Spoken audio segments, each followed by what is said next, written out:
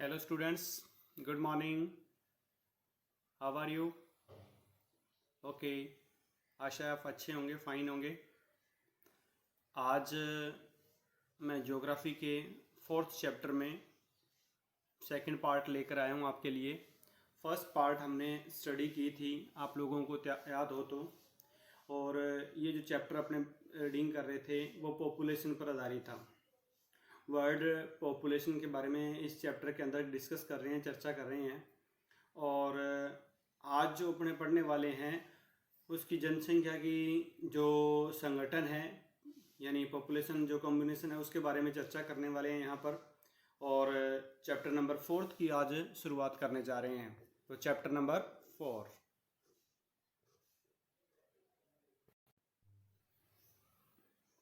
बात करें जनसंख्या संगठन या फिर पॉपुलेशन कम्युनिकेशन के बारे में चर्चा की जाए तो आप लोग को पता ही है कि वर्ल्ड में जो पॉपुलेशन है वो अलग अलग रूप से वितरित है। किसी ऐसी जगह कोई नहीं है जिस पे समान रूप से जनसंख्या है वो फैली हो। यानी पॉपुलेशन का जो पार्ट्स है एरिया के अकॉर्डिंग डिफरेंट डिफरेंट टाइप है। अपने ये कह सकते हैं भी इस पॉपुलेशन जो कम्युनिकेशन है या जनसंख्या संगठन है उसमें अपने क्या करते हैं कि किसी भी देश में जो नगरीय और ग्रामीण जनसंख्या है उन दोनों के एक अनुपात को निकाल कर इसमें अध्ययन करते हैं।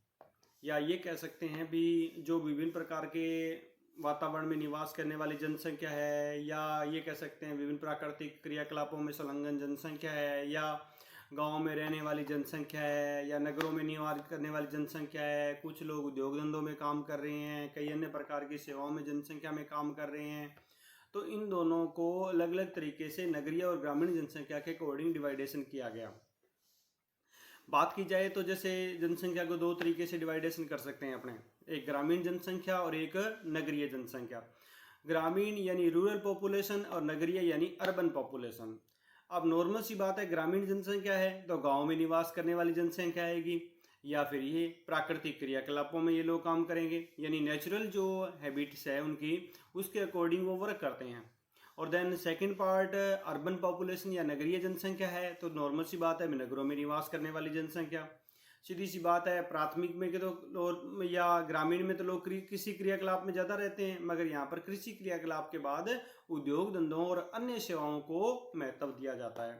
तो डिफरेंट प्रकार हैं जनसंख्या संगठन के। तो आपके पास ऊपर फर्स्ट ऑफ मैंने नोट्स तैयार किए हैं आपके लिए ये, और 3 पेज तैयार हो गए हैं इस चैप्टर के, और चैप्टर एंड हो चुका है 3 पेज में। और फर्स्ट पेज आपने पहले रीडिंग की, देन सेकंड पेज आपके सामने है। Both medium, Hindi and English medium दोनों के लिए ये पेज है।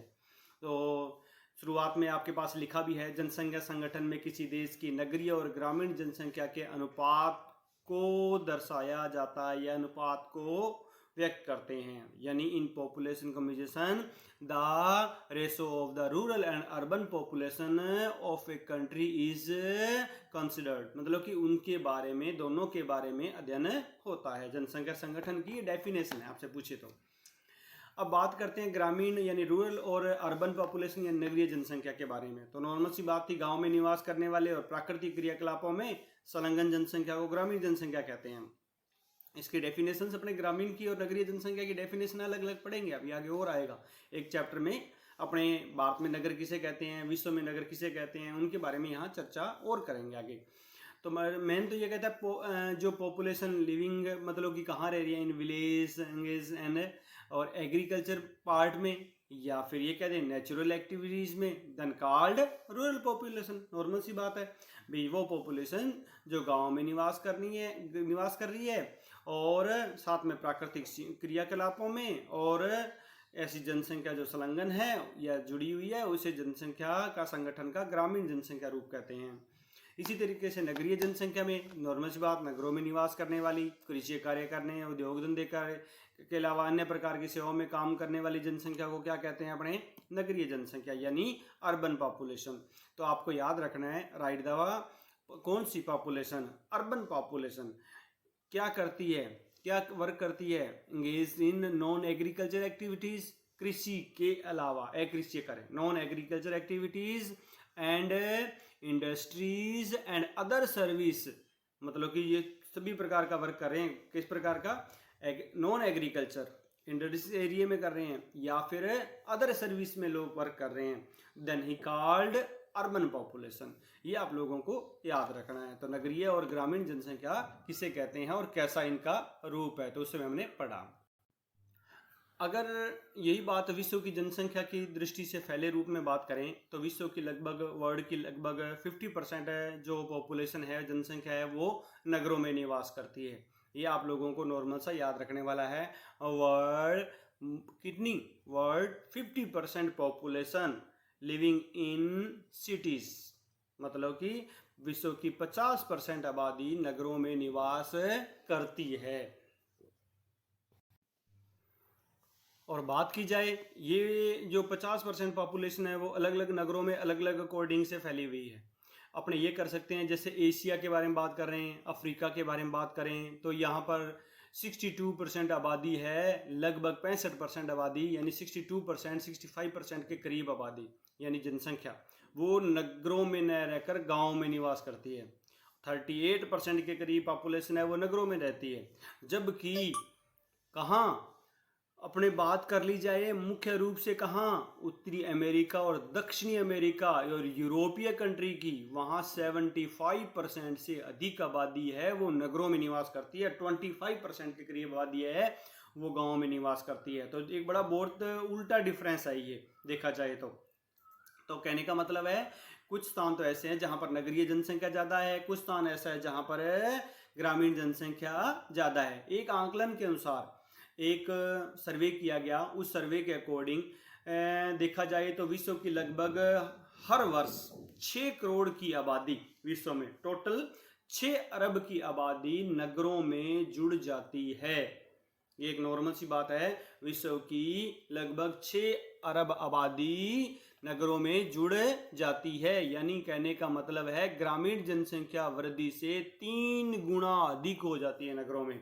और अगर ऐसी दर रही आने वाली तो आंकलन के अनुसार आने वाले समय में अधिकतर पॉपुलेशन है, जनसंख्या है, वो नगरों में निवास करने लग जाएगी। ऐसा ही आपके पास मैंने नोट्स में दिया हुआ है। विश्व की 50% आबादी अधिक जनसंख्या नगरों में निवास करती है। More than 50% total world population live in cities.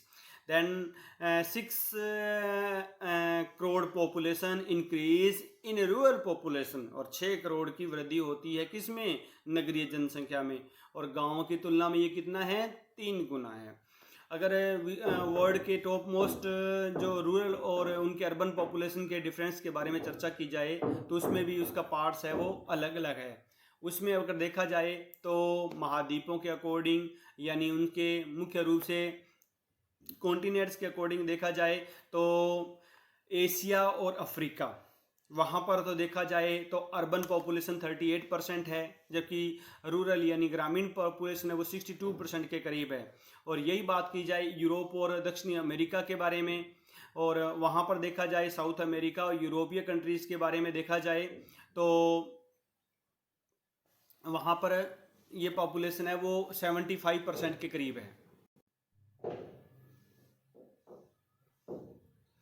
Students थोड़ा सा आप ध्यान दें, आपके पास जो नोट्स हैं उसमें थोड़ा सा करेक्शन है, वो आप करेक्शन कर लेना।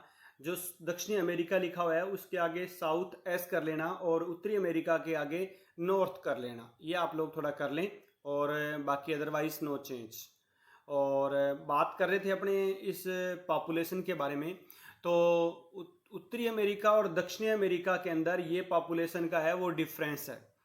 दक्षिणी अमेरिका, नॉर्थ अमेरिका और साउथ अमेरिका के अंदर बात की जाए तो लगभग 75% पॉपुलेशन है वो अर्बन है यानी नगरीय है, और 23% टू 25% यानी 25% के अकॉर्डिंग देखा जाए तो ग्रामीण जनसंख्या यानी रूरल पॉपुलेशन है।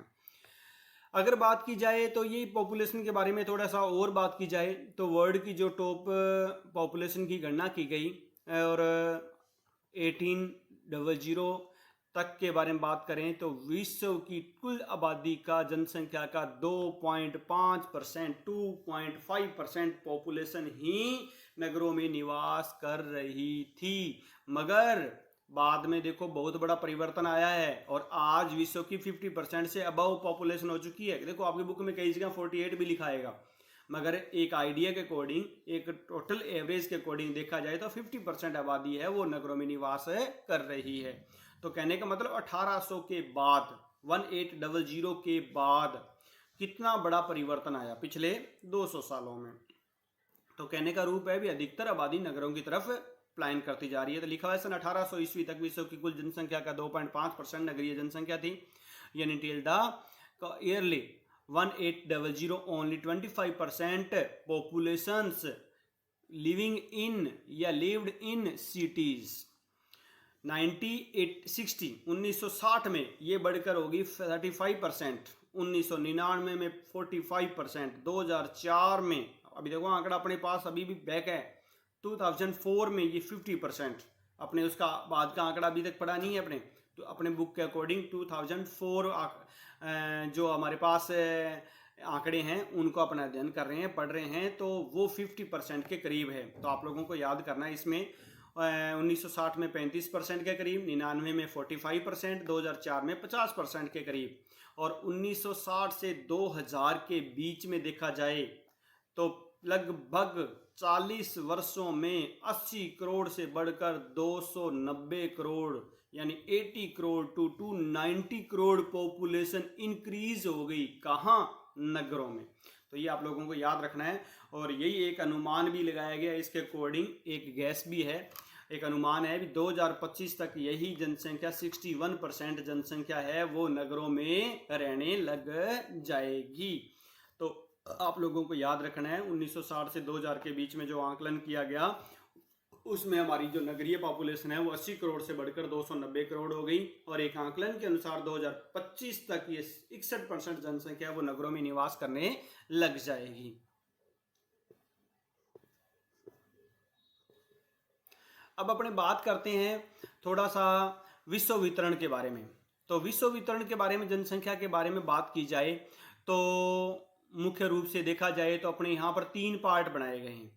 3 पार्ट के अंदर अध्ययन करें तो उच्च नगरीय जनसंख्या वाले, मध्यम नगरीय जनसंख्या वाले और निम्न यानी न्यून जनसंख्या वाले नगर, यानी high urban population, medium urban population और लो अर्बन पॉपुलेशन। अपने विश्व के वितरण को 3 भागों में बांटकर, 3 पार्ट डिवाइडेशन कर कर उनकी अपने स्टडी कर सकते हैं, अध्ययन कर सकते हैं। फर्स्ट पार्ट उच्च, देन सेकंड पार्ट मध्यम, थर्ड पार्ट निम्न या न्यून। यानी बात की जाए highest population, then high population के बाद मीडियम पॉपुलेशन और लो पॉपुलेशन। हाई वाले में क्या है, जिनकी 60% से अधिक पॉपुलेशन है वो नगरों में निवास करती है, 60% से अबव, जैसे अमेरिका, कनाडा, ऑस्ट्रेलिया, न्यूजीलैंड हो गया, सिंगापुर है, ईस्ट जापान है, ये कंट्रीज ऐसी है जहाँ 60% से अधिक आबादी है, पॉपुलेशन है, अबव पॉपुलेशन है, वो कहाँ रहती है, हाई अर्बन पॉपुलेशन के अकॉर्डिंग उच्च नगरीय जनसंख्या को व्यक्त करती है। देन मध्यम यानी मीडियम साइज पॉपुलेशन है, मीडियम अर्बन पॉपुलेशन है, वो 40 to 60% है, जहाँ पर नगरों में 40 से 60% आबादी रहती है देशों में। वो कौन से हैं आपको पता ही है, नॉर्मल सी बात है, 40 से 60% वाले में आप पता लगा सकते हैं भी। जैसे मुख्य जो बात की जाए, साउथ अफ्रीका है, इजिप्ट है, वेनेजुएला है, चाइना है, इंडोनेशिया है, या जमैका वगैरह, क्यूबा वगैरह, और वहाँ पर इस प्रकार की पॉपुलेशन निवास करती है।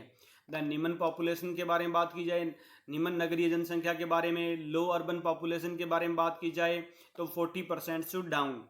तो 40% से डाउन कौन है, जैसे नॉर्मल सी बात है, भारत और उसके मुल्क पड़ोसी, भारत, नेपाल, बांग्लादेश, पाकिस्तान, अफ्रीका के और उनके देश हो गए, वो इस प्रकार के क्षेत्रों में निवास करते हैं।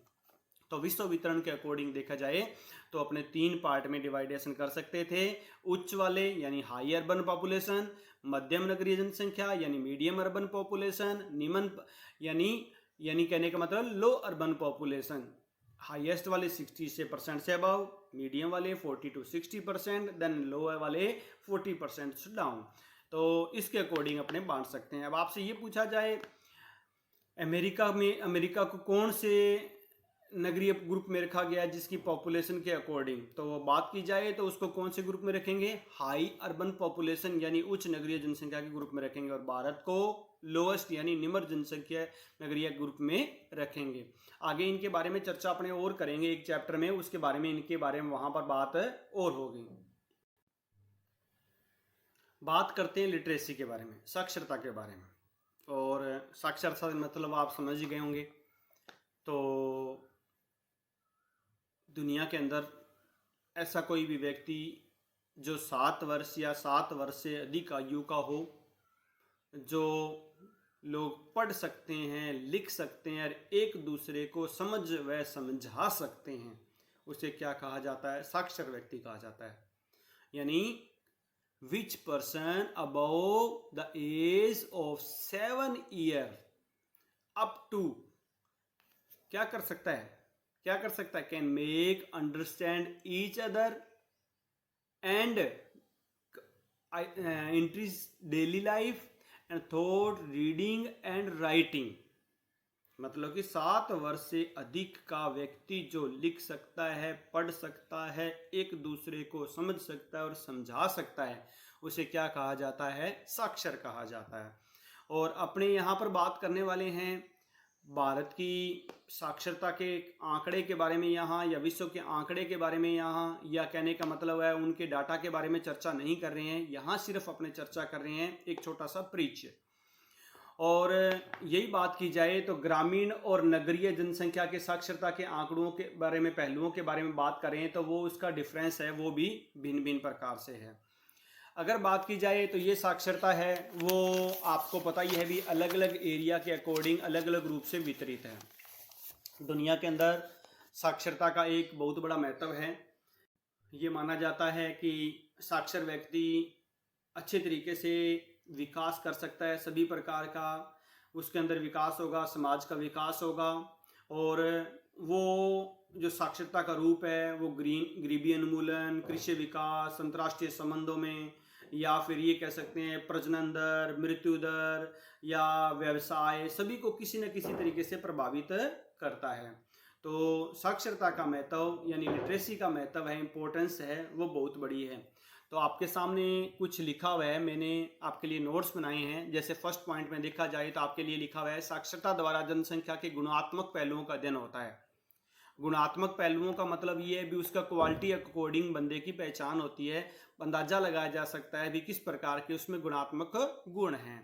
यानी कहने का मतलब the qualities are appear to population are studies through. तो कहने का मतलब है उसके गुणात्मक पहलुओं का अध्ययन होगा। मानव विकास सूचकांक के निर्धारण में साक्षरता को सामाजिक, सांस्कृतिक, आर्थिक और राजनीतिक उन्नति का विश्वसनीय सूचक माना जाता है। ये तो नॉर्मल सी बात है भाई, नॉर्मल सी बात है। In determination of the human development index literacy is taken as a certified the industries of the social, जो इकोनॉमिक एक्टिविटीज़ होगी, कल्चरल एक्टिविटीज़ होगी एंड जो पॉलिटिकल डेवलपमेंट है, उन सभी को जोड़कर ही हमारे एक आंकलन किया जाता है। तो कहने का रूप ये भी साक्षरता के अंतर्गत इन बिंदुओं का, इन शीर्षकों का अध्ययन होता है, मुख्य रूप से इसे आंकलन होता है। बात की जाए तो साक्षरता के द्वारा अपने गरीबी उन्मूलन, कृषि विकास, अंतर्राष्ट्रीय संबंधों, प्रजनन, मृत्यु दर, गत्यात्मक व्यवसाय आदि को भी प्रभावित करती है। इनफैक्ट पॉवर्टी मुख्य रूप से जो एलिवेशन है द एग्रीकल्चर एंड डेवलपमेंट हो गया, एंड द इंटरनेशनल रिलेशन हो गए, या फिर रिप्रोडक्शन हो गया, डेथ हो रेट होगी, या उसके बाद अपने ये मुख्य रूप से ये कह सकते हैं भी उसके अलावा डायनामिक्स ऑफ द मुख्य रूप से ऑक्यूपेशंस हो गया, उनके बारे में चर्चा होगी, या फिर एक्सेप्ट ऑफ द पॉपुलेशन। ये सभी अपने ये कह सकते हैं एक्स्ट्रा के रूप में इनके बारे में अपने अध्ययन कर सकते हैं, इनके बारे में हमारे को पता चलता है, प्रभावित करती है। तो साक्षरता गरीबी उन्मूलन, कृषि विकास, अंतर्राष्ट्रीय संबंधों, प्रजनन, मृत्यु दर, गत्यात्मक और व्यवसाय आदि को भी प्रभावित करती है। कहते हैं साक्षरता दर को प्रभावित करने वाले कई कारक भी हैं जिनसे इफेक्ट पड़ता है साक्षरता पर या लिटरेसी पर, क्या इफेक्ट पड़ता है, कौन से रीजन हैं, उनके बारे में बात की जाए तो फैक्टर्स कौन से जो साक्षरता को प्रभावित करते हैं, factor that affect the literacy. तो पहला कहता है आर्थिक विकास का स्तर यानी लेवल ऑफ इकोनॉमिक डेवलपमेंट। अपने नॉर्मल सी बात है, अपनी लिटरेसी साक्षरता अधिक है तो किसी भी देश का, किसी भी राष्ट्र का आर्थिक विकास अच्छा होगा, उन्नति होगी और जिससे समाज को बेनिफिट होगा, फायदा होगा। तो आर्थिक विकास का स्तर उसमें सूचक होता है। नगरीयकरण का जीवन स्तर, यानी कहने का मतलब है भाई नगरीयकरण के जीवन के स्तर से भी अपने लिटरेसी के बारे में पता लगा सकते हैं, यानी अर्बनाइजेशन स्टैंडर्ड ऑफ लिविंग, यानी इसे हम आकलन कर सकते हैं भी लिटरेसी कैसी है। या फिर महिलाओं की सामाजिक स्थिति, यानी सोशल जो स्टेटस ऑफ द वुमेन, यानी सोशल स्टेटस ऑफ वुमेन मतलब कि उनका सामाजिक परिवेश या महिलाओं की स्थिति है वो कैसी है, ये भी साक्षरता से पता होता है। अगर लिटरेसी अच्छी है तो महिलाओं की स्थिति भी उन्नत होगी और वहाँ पर समाज में उनको महत्व दिया जाएगा। तो ये सिर्फ साक्षरता से संभव हो सकता है।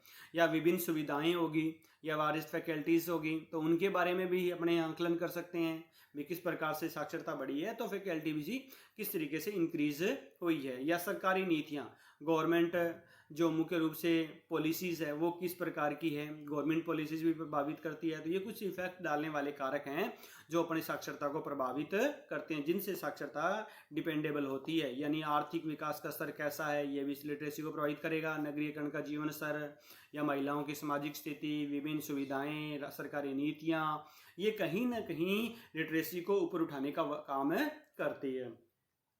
अगर करें बात जनसंख्या की व्यावसायिक संरचना के बारे में बात की जाए, यानी ऑक्यूपेशनल स्ट्रक्चर की पॉपुलेशन के बारे में बात की जाए, तो कुल जनसंख्या में कार्यरत जनसंख्या के विभिन्न व्यवसाय अथवा कार्यों में संलग्न, मेरी बात समझ आ रही है आपको? कुल जनसंख्या में, कुल जनसंख्या टोटल पॉपुलेशन में लोग क्या कर रहे हैं, कितने लोग व्यवसाय कर रहे हैं या काम में लगे हुए हैं, उसको ही व्यावसायिक संरचना कहा जाता है। जनसंख्या की व्यावसायिक संरचना किसे कहते हैं, यानी ऑक्यूपेशनल स्ट्रक्चर्स ऑफ पॉपुलेशन किसे कहा जाता है?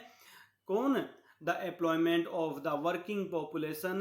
कौन कौन से? ऑक्यूपेशन स्ट्रक्चर के बारे में। नॉर्मल सी बात है, कुल जनसंख्या में कार्यरत जनसंख्या के विभिन्न व्यवसाय और कार्यों में संलग्न जनसंख्या को क्या कहा जाता है? व्यावसायिक संरचना कहा जाता है। अपने बात की जाए ये परिश्रमिक युक्त व्यवसाय के कार्यों में, तो जीविकोपार्जन करने वाली, यानी अपने जीवन यापन करने के लिए, अपनी जो डेली लाइफ है उसको कंप्लीट करने के लिए जो आर्थिक रूप से काम करते हैं उसे सक्रिय जनसंख्या कहते हैं। ये आप लोगों को याद रखना है। सक्रिय जनसंख्या कौन सी होती है? जो अपने जीविकोपार्जन के लिए आर्थिक क्रियाकलाप करते हैं, कार्य करते हैं, कोई भी परिश्रमिक युक्त काम करते हैं, उसे क्या कहा जाता है? सक्रिय जनसंख्या कहा जाता है, यानी काम में लगी हुई जनसंख्या। जैसे अपने कह दें भी एक, ये तो जरूरी नहीं है भी 10 साल का बच्चा सक्रिय जनसंख्या में आ जाएगा, 14 साल का बच्चा क्या सक्रिय जनसंख्या में आ जाएगा, मगर यहाँ पर थोड़ी सी डेफिनेशन उसकी अलग दी हुई है। अपने अकॉर्डिंग देखा जाए तो कार्यशील आयु वर्ग है वो अलग प्रकार का डिवाइडेशन किया गया है। देखो कई किताबों में तो 15 से 59 वर्ष लिखा हुआ है, कई जगह 15 से 65 वर्ष भी लिखा हुआ है। तो वो आप एक नई बुक के अकॉर्डिंग आंकड़े हैं उसके अकॉर्डिंग रीडिंग करें, क्योंकि कुछ बुकों में सुधार कर दिया गया है इसमें। तो कार्यशील जनसंख्या जो काम करती है, कार्यशील जनसंख्या जो कार्य करती है, जैसे क्या काम करती है आपको पता ही है। WHO वर्ल्ड हेल्थ ऑर्गेनाइजेशन हो गया, या UNO है, यूनाइटेड नेशन ऑर्गेनाइजेशन है, वो क्या करते हैं? स्वास्थ्य का आंकलन करते हैं, लोगों के कार्यशैली का आंकलन करते हैं, उनके अकॉर्डिंग, UNO के अकॉर्डिंग, यूनाइटेड नेशन के अकॉर्डिंग उसने कार्य को अलग अलग भागों में डिवाइडेशन किया। वो कहता कृषि यानी एग्रीकल्चर का काम कर सकते हैं लोग, वानिकी यानी फॉरेस्ट्री का वर्क कर सकते हैं, मत्स्य यानी फिशर्स का काम कर सकते हैं, विनिर्माण का हो गया, मैन्युफैक्चरिंग का वर्क हो गया, निर्माण उद्योग हो गया यानी इंडस्ट्रीज एरिया हो गया, यानी कंस्ट्रक्शन वर्क है वो कर सकते हैं, व्यावसायिक परिवहन यानी कमर्शियल जो ट्रांसपोर्ट है उसका वर्क कर सकते हैं, सेवाएं सर्विस प्रकार की कई प्रकार की हो सकती है, डॉक्टर की हो सकती है या किसी टीचर की सर्विस हो सकती है। तो इसी प्रकार का व्यवसाय है वो कर सकते हैं, ये संचार या कम्युनिकेशन का वर्क कर सकते हैं। तो कई प्रकार के व्यवसायों को, कार्यशील जनसंख्या के व्यवसायों को UN ने डिवाइडेशन किया, वो अलग अलग प्रकार से बांटा। अब देखो ये व्यवसाय भी होते हैं वो 5 प्रकार के होते हैं, उस टाइप ऑफ 5 पार्ट्स उसके क्या हैं? मुख्य रूप से प्राथमिक व्यवसाय, द्वितीयक व्यवसाय, तृतीयक, चतुर्थ और पंचम प्रकार के व्यवसाय, यानी प्राइमरी ऑक्यूपेशन, सेकेंडरी ऑक्यूपेशन, या टेरिटरी हो या क्वांट्री हो गया, या फिर क्वानरी हो गया। तो कहने का मतलब ये भी 5 प्रकार से व्यवसायों को बांटा गया। अब प्राथमिक में तो आपको पता ही है, वे लोग जो कृषि क्रियाकलाप करते हैं, एग्रीकल्चर वर्क करते हैं, वो प्राथमिक क्रियाकलाप में आते हैं। देन द्वितीय क्रियाकलाप में उद्योग धंधे वाले आ जाते हैं। तृतीय क्रियाकलाप में कोई सेवाएं देने वाले हो जाते हैं, सर्विस देने वाले हो जाते हैं, कोई किसी भी प्रकार की जो पैसे के बदले में काम हो रहा हो। और चतुर्थ प्रकार का इनके ऊपर वर्क करने वाले, और पंचम सबसे हाईएस्ट में आते हैं जो किसी प्रकार के निर्णय करने वाले होते हैं। एक चैप्टर के अंतर्गत इनके बारे में रीडिंग करेंगे। फिर भी मैंने आपके लिए ये व्यवसाय के बारे में बता दिया भी। यहाँ पर अपने जो मुख्य रूप से ऑक्यूपेशंस है वो हमारे कितने प्रकार के हैं, 5 प्रकार के हैं। बात की जाए यही परसेंटेज के बारे में, तो अलग अलग देशों के अंदर अलग अलग प्रकार का व्यवसाय है। कुछ देशों के अंदर व्यवसाय है वो हाई क्वालिटी का, यानी कृषि कार्यों का अलग होता है। कुछ देशों के अंदर हाई क्वालिटी यानी कहने का मतलब उद्योग धंधों में लोग हैं, सर्विस सेक्टर में लोग हैं, वो ज़्यादा जुड़े हुए हैं। जैसे बात की जाए अपने मुख्य रूप से यूएसए और यूरोप के अंदर बात की जाए, वहाँ तो 60 से 70%, 60 to 70% टोटल पॉपुलेशन थर्ड क्रियाकलाप तृतीयक यानी टेरिटरी व्यवसाय में, टेरिटरी जो ऑक्यूपेशंस है उसके अंदर जुड़ी हुई है। देखो भारत है, अपने बोलते हैं ना कृषि प्रधान देश है। क्यों है? क्योंकि यहाँ पर अधिकतर जनसंख्या वो कृषि कार्यों में संलग्न है, यानी प्राइमरी यानी प्राथमिक व्यवसाय में लगी हुई है। और जबकि जैसे अमेरिका और यूरोप में अभी हमने बात की 60 to 70% है टोटल पॉपुलेशन का थर्ड यानी कहने का मतलब तृतीयक व्यवसाय के अंदर, तृतीयक ऑक्यूपेशंस के अंदर वर्क कर रहे हैं। तो व्यवसाय भी एक आय के रूप में भी प्रभावित करता है। अगर यही बात की जाए अपने आय के बारे में, इनकम के बारे में बात की जाए, तो जैसे ठीक है तृतीय क्रियाकलाप या टेरिटरी जो व्यवसाय कर रहे हैं, इसके बाद क्वांट्री के बारे में बात करें, तो फोर्थ पार्ट के बारे में बात की जाए, चतुर्थ व्यवसाय के बारे में बात करें, तो होते बहुत कम लोग हैं वो, मगर आमदन के मामले में, पैसे के मामले में बहुत ऊंचे होते हैं। क्यों? क्योंकि वो सब उनसे थोड़ा अलग प्रकार का व्यवसाय माना जाता है। पंचम वाले सिर्फ निर्णय करने वाले ही आ जाते हैं, किसी चीज को निर्णय करेंगे तो वो पंचम प्रकार के व्यवसाय में भी आ जाएंगे। तो कहने का मतलब होता है अलग अलग प्रकार का ऑक्यूपेशंस है, अलग अलग प्रकार का व्यवसाय है, वो भिन्न भिन्न प्रकार से है, डिफरेंट डिफरेंट टाइप है उसके अकॉर्डिंग ही वो व्यवसाय चलता है। तो आज हमने चर्चा की है चैप्टर नंबर 4 के बारे में, और अब हमारा चैप्टर नंबर 4 है वो एंड हो चुका है। ज़्यादा कोई बड़ा मैटर नहीं है इस चैप्टर में, नॉर्मल से टॉपिक थे। अभी हमने बात की थी थोड़ी देर पहले भी एक व्यावसायिक संरचना के बारे में बात की, और इससे पूर्व भी हमने चैप्टर नंबर जो मुख्य रूप से शुरुआत की थी 4th चैप्टर के बारे में शुरुआत की, तो उसमें हमने जनसंख्या के जो एज ग्रुप था उसके अंदर बात की थी। फिर उसके बारे में उसके हमने साक्षरता के बारे के साथ जैसे आज पढ़ा, तो उसके पहले हमने लिंगानुपात भी पढ़ा। यानी कहने का मतलब ये है भी हमने कुछ टॉपिक जो थे मुख्य रूप से 4 से 5 टॉपिक थे जिनके ऊपर स्टडी की। अब आप लोग, मैंने नोट्स आपको लिख के दे दिए हैं, इसके अकॉर्डिंग लिख लें और क्वेश्चन आंसर जो पीछे दिए गए हैं उनको सॉल्व कर लें। और चैप्टर नंबर 2 और चैप्टर नंबर 2 के साथ साथ 4, चैप्टर नंबर 2 और 2 के साथ चैप्टर नंबर 4, 2 चैप्टर आप लोगों के पास कंप्लीट हो चुके हैं, तैयार हो चुके हैं। उनको अच्छे तरीके से नोट्स के रूप में तैयार कर लें और इनकी रीडिंग कर लें, लर्न कर लें। मैं आप लोगों को कभी भी कॉल कर इन चैप्टरों के बारे में जानकारी प्राप्त कर सकता हूं, और आपको ग्रुप में मैसेज डाल दूंगा। उसके बाद आप लोग इस जो वर्क किए आप लोगों ने, अब दोनों चैप्टर की पीडीएफ फाइल बनाकर, फोटो खींचकर या पीडीएफ फाइल बनाकर आप कैम स्कैनर डाउनलोड कर लें, उससे पीडीएफ फाइल बन जाएगी स्कैन कर कर, या फिर फोटो खींचकर एक ग्रुप बनाकर अपना नाम लिखकर मेरे नंबर पे आप सेंड करेंगे जब मैं आपको कहूँ। तो आपके पास 2 to 3 डेज हैं वर्क कंप्लीट करने के लिए। तो उम्मीद है भी आपको ये चैप्टर तैयार हो गया होगा, और देन नेक्स्ट चैप्टर में अपने पहुँचते हैं एक नए चैप्टर के साथ।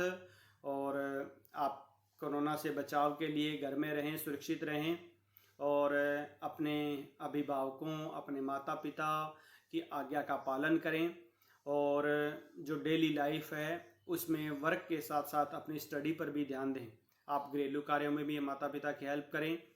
और अब आपके पास टाइम भी खूब है, तो जो दिन का व्यर्थ टाइम है जो आप निकाल देते हैं ऐसे ही, उस पर आप अध्ययन करें उस टाइम में, और आशा है उस टाइम से आपको बेनिफिट ज़रूर होगा।